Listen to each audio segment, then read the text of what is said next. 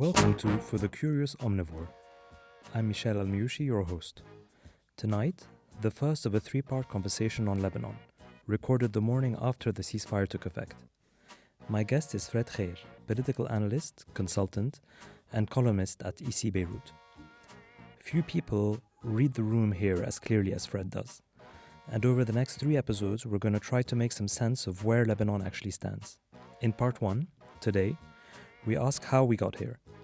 How did the Lebanese lose control of their own country to Hezbollah?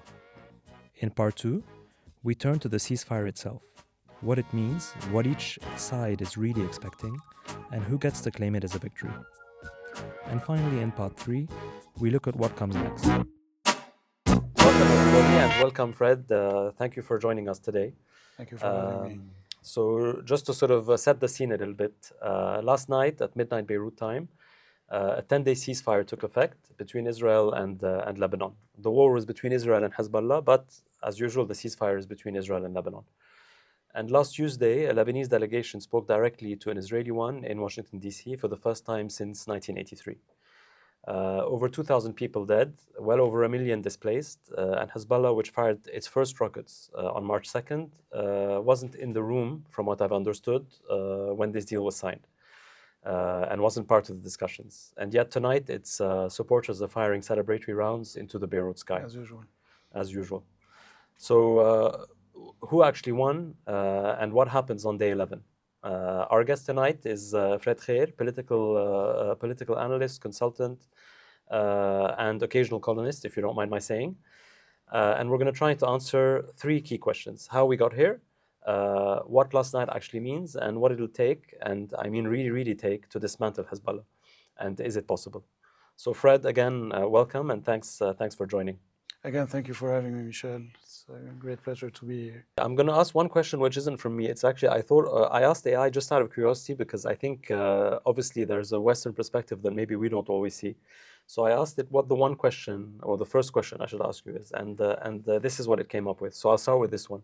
So the question was, Fred, is what began last night a ceasefire, a pause, or the beginning of something historic? I would say the 3 of them, because it is the beginning of a ceasefire. And like you said, Hezbollah, I would say Hezbollah wasn't definitely in the room for the peace talks, but Hezbollah was begging for a ceasefire. They were celebrating yesterday. They were claiming, as usual, that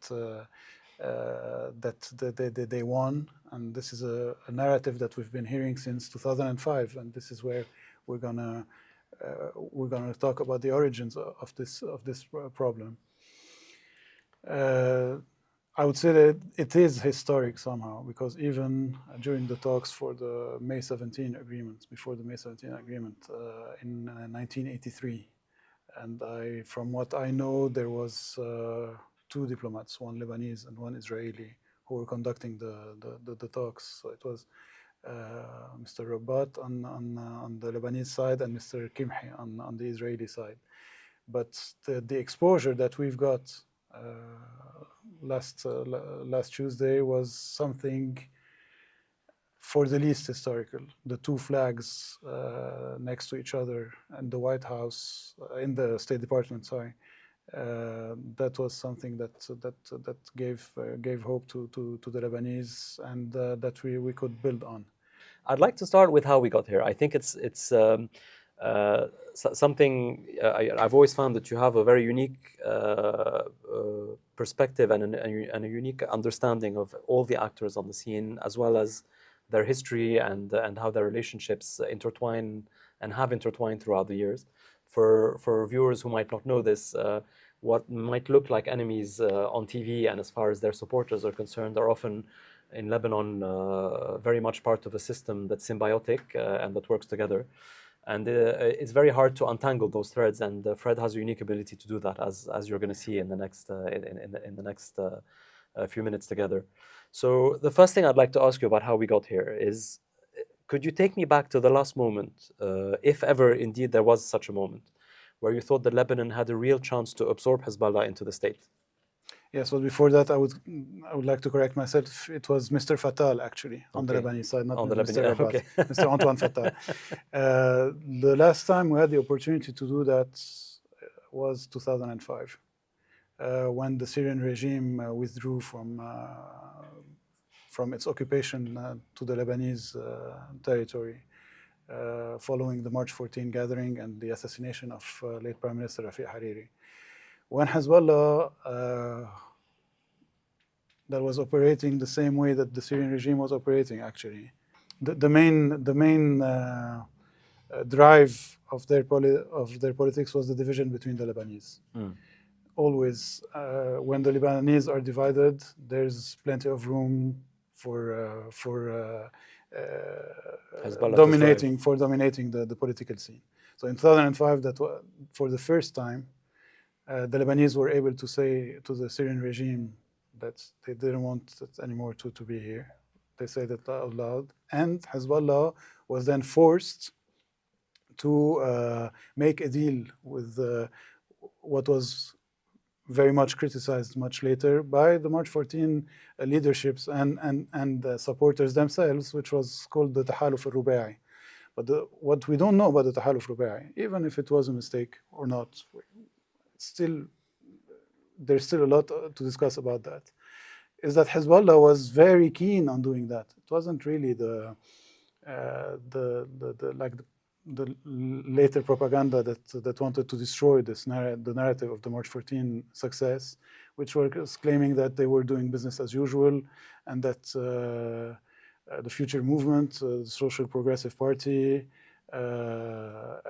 somehow the Lebanese forces, but they weren't that active back then, and the Amal movement and Hezbollah. So it was mainly the Sunnis, the Shiites, and the Druze that were making this deal. Hezbollah was in desperate need for this deal, because it felt like it was isolated, not only because the Syrian regime withdrew from Lebanon, but because themselves knew that when the Lebanese were united, there were no room for them to dominate the scene and to dictate their agenda. And I do remember that late Secretary General of Hezbollah, Hassan Nasrallah, quoted President Bashir Gemayel in his speech.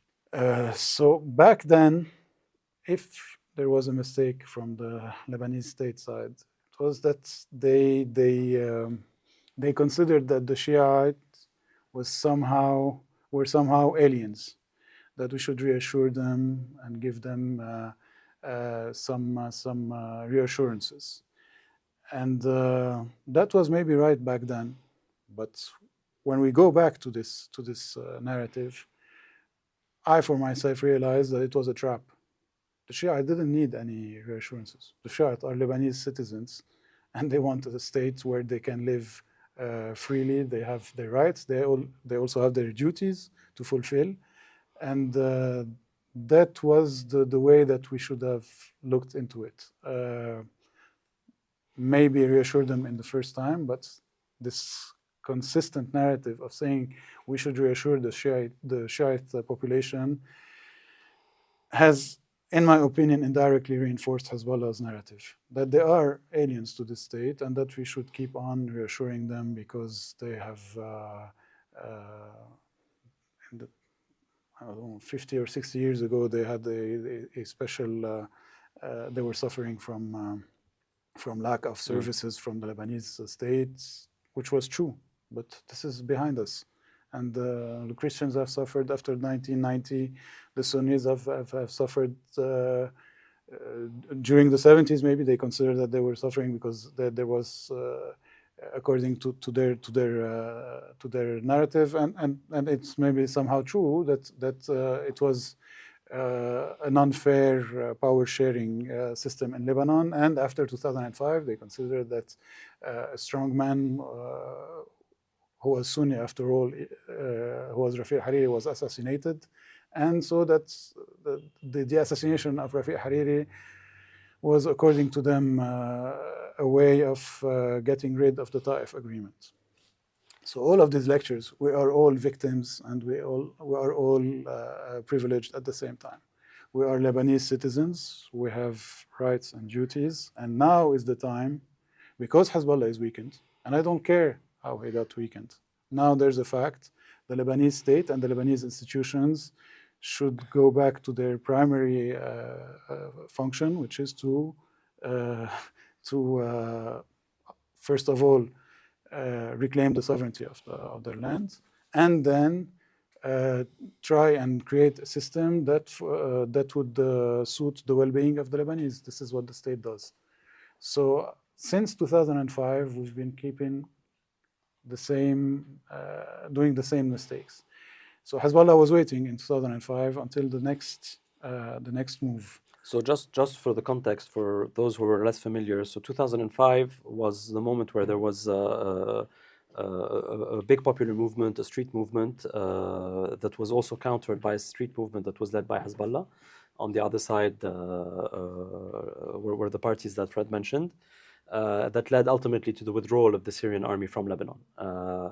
And that's the moment that Fred is saying was an opportunity that might have been potentially missed. Sorry, Absolutely, and they've been waiting for a next occasion to continue and do the same thing. And this is what the same thing being to keep dividing, or to keep dividing, and this is what happened. They got the Free Patriotic Movement led by Michel Aoun back then, who had his political and his personal, I guess, ambitions. So he saw that he couldn't fulfill them with March 14, and he made a deal with Hezbollah, saying that I would. It's a simplified and the funny way to say this, but I'd watch your back and you would watch mine. I think it's probably exactly the conversation that happened. So this is what happened, and then Hezbollah gained again his ability to dominate the scenery and to dictate his policy.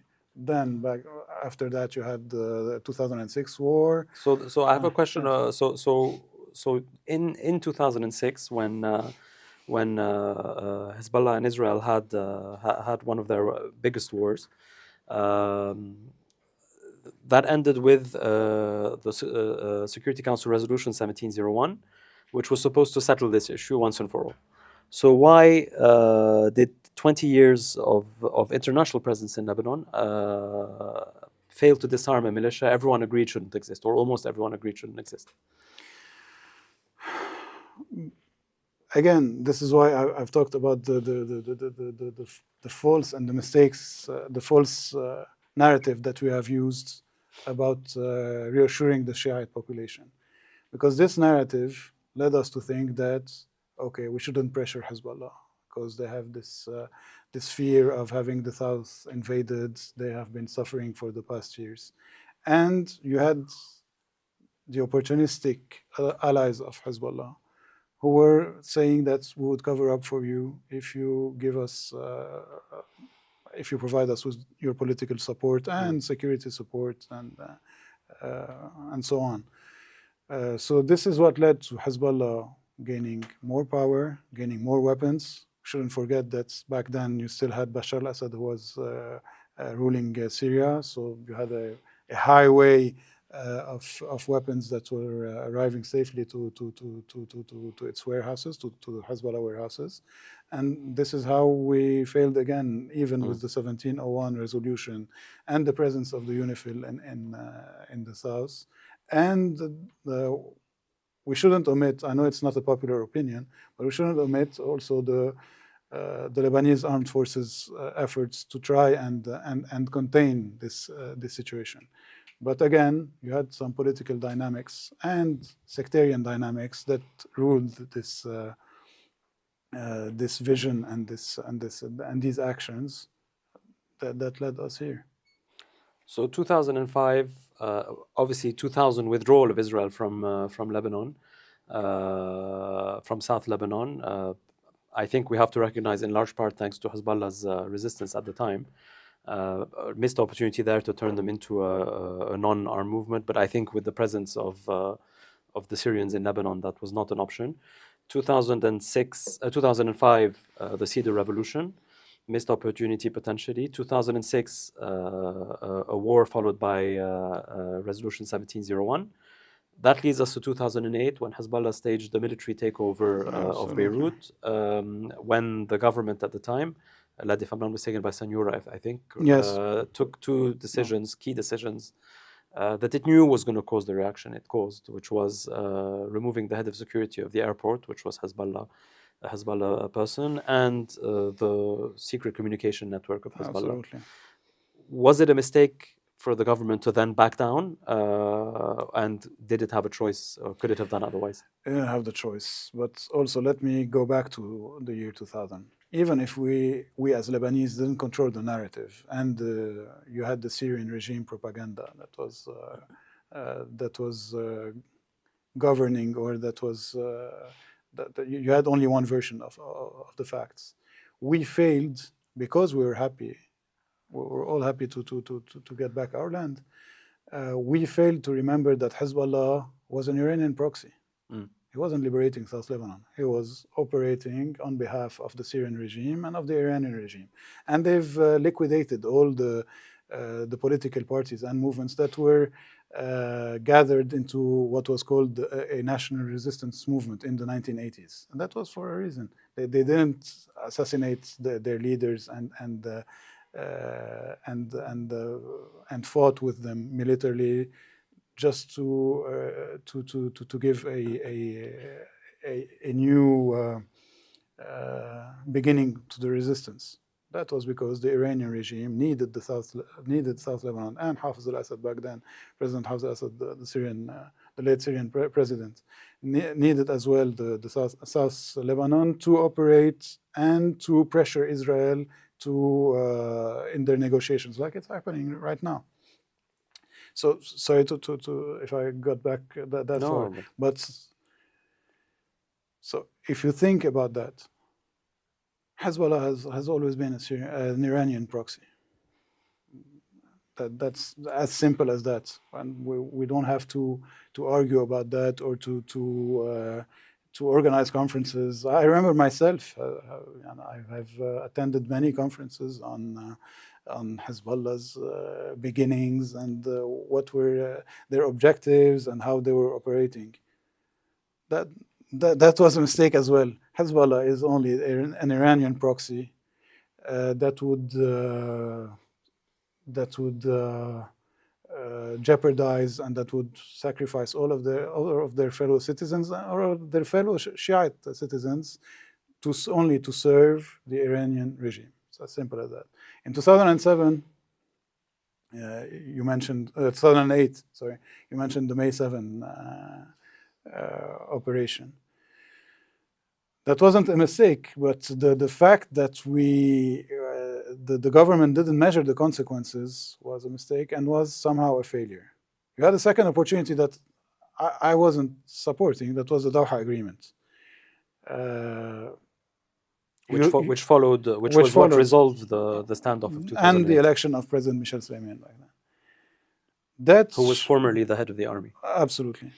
That should have given you still had the leverage back then to say to Hezbollah, okay, we're making a deal, but from now on, and we're backed by the Arab countries and European and the US, which are the friends of Lebanon.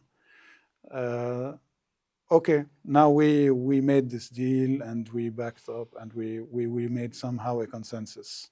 But now is the time for you to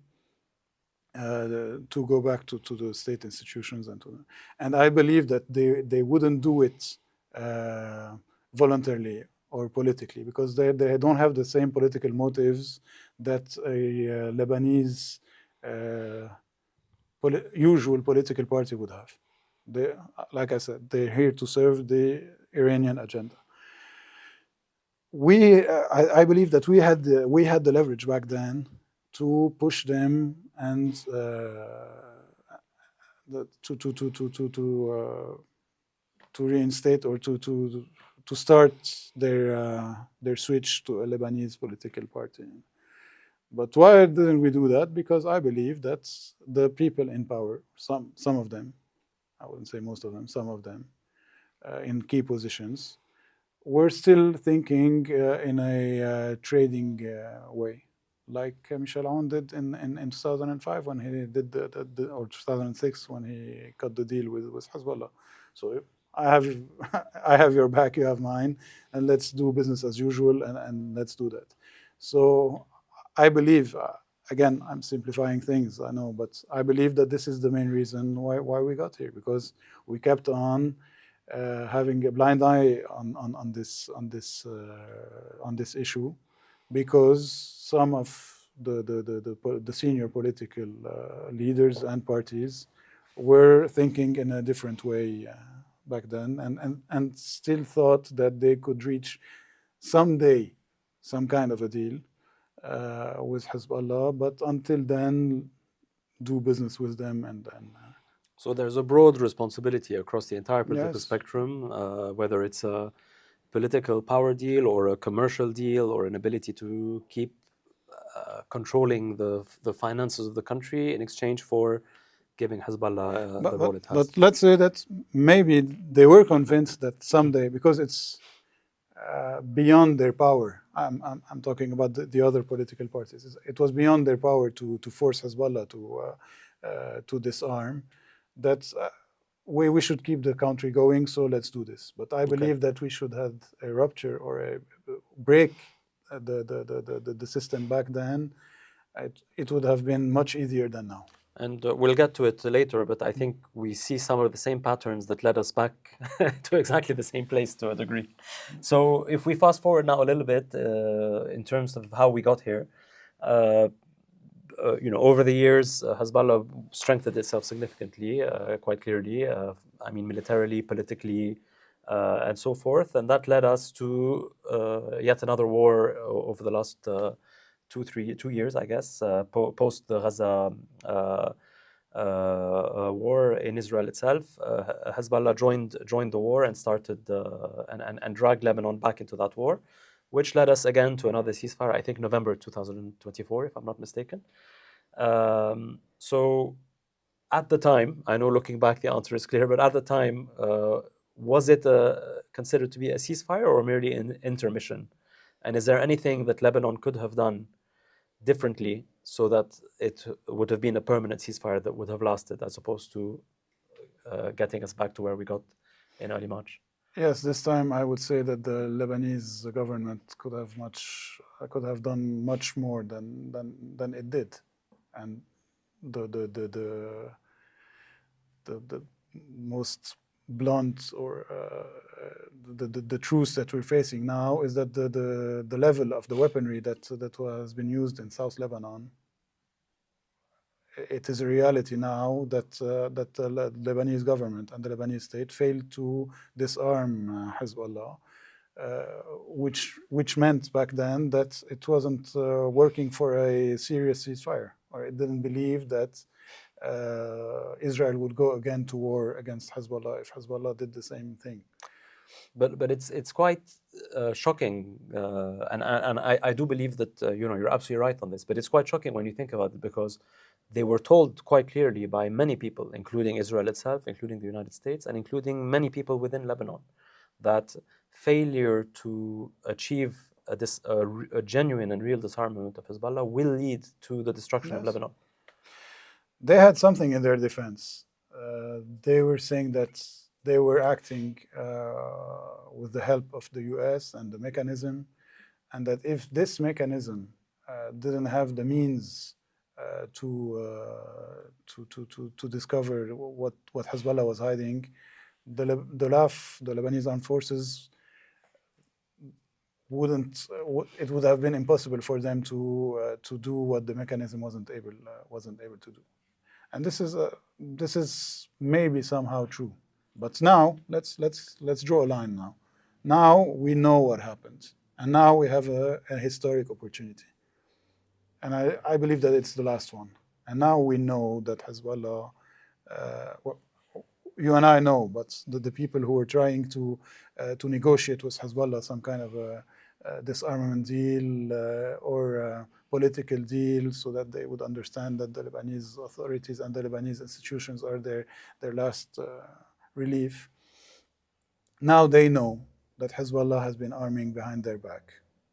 And now they know that if Hezbollah goes on and if the Lebanese army during the ceasefire, and this was written in the ceasefire agreement actually, if the Lebanese government fails this time to make sure that Hezbollah won't arm itself again and won't work for a next war or have this kind of behavior, then the ceasefire would break and it would be a catastrophe for Lebanon. It would take us back to the Stone Ages for sure, I guess.